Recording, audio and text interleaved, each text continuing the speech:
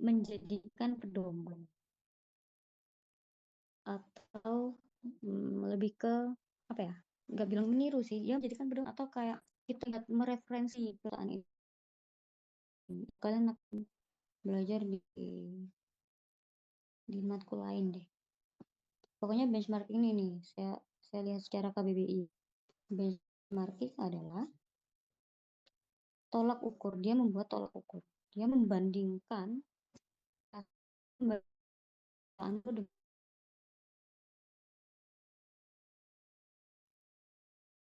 dengannya apa? Dia biasanya terlalu besar. Keuntungannya besar ini karena ketika oligopoli ini kan udah ada beberapa produsen nih. Nah, kalau yang di monopoli tadi itu dia biasanya terjadi tidak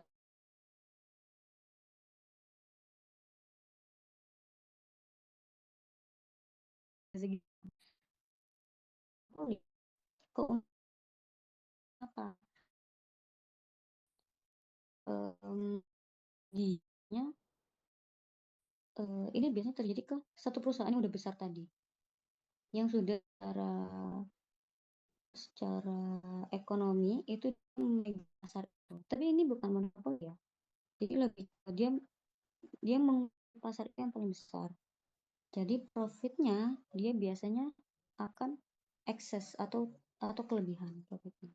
Dan dia tidak efisien. Karena setiap produsen itu tidak beroperasi pada rata-rata minimumnya. Jadi itu ini persaingannya udah mulai ketat nih di sini. Ketika di monopoli itu dia nggak ada yang jualan lagi, oligopoli itu lebih uh, maka dari itu udah nggak di poin ini dia nggak kayak monopoli atau pasar persaingan sempurna terjadinya secara natural. Dia lebih ke ini ada banyak beberapa orang atau beberapa rival sorry, ada beberapa gitu.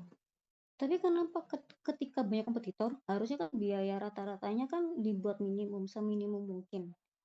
Nah, pertanyaannya di sini, kenapa kok terjadinya tidak beroperasi pada biaya rata-rata minimum?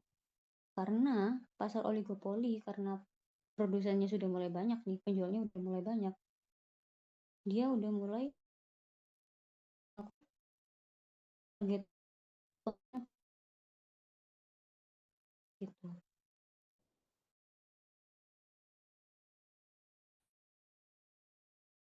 Untuk satu, kalau misalkan di monopoli, tadi di monopoli ini kan ya udah mau nggak mau semua konsumen harus beli ke dia. Tapi kalau di sini, tapi kalau di sini konsumen tuh udah mulai punya opsi.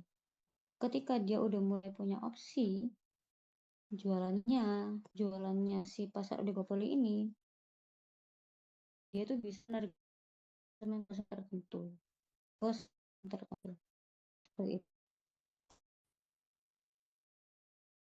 Nah, ada yang maupun buruh ini karena untuk memenuhi target konsumennya dia, untuk memenuhi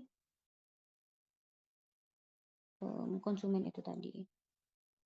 Dan juga mulai ada kenaikan harga karena dia udah mulai karena ini nomor 4 ini dia pengaruh dari nomor 2 gitu. Dan nomor 1 harganya itu tinggi, ini seperti itu guys.